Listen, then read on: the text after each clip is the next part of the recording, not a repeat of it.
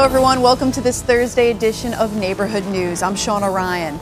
Taking care of our elderly. It's a concern that Congress has addressed, but hasn't fully committed to. Now, all through the Washington budget battles of the past 2 years, the Congress continued to fund on a temporary basis programs for the nation's senior citizens. Now, Congressman Chris Gibson says it's time to permanently renew the Older Americans Act.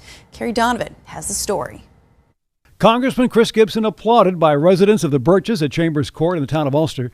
The seniors who live in the apartments here were joined by AARP representatives and Office for Aging directors, all concerned about Washington gridlock throwing a funding monkey wrench into programs for low-income seniors. Programs Gibson says that Congress must reauthorize funding for. And H.R. 3850 reauthorizes it for 5 years' time at approximately $2 billion a year for very important supportive services for our seniors.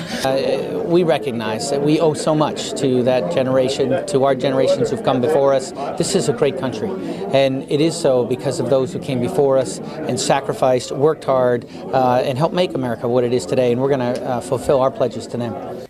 AARP commends the legislation's straightforward goal of protecting the vital array of the OAA's programs and services that assist, protect, nourish, and sustain the nation's seniors.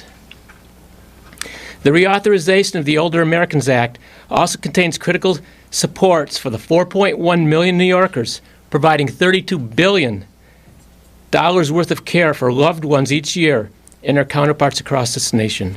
After the formal presentation, Gibson stayed behind to talk with Ulster County seniors about their needs and concerns.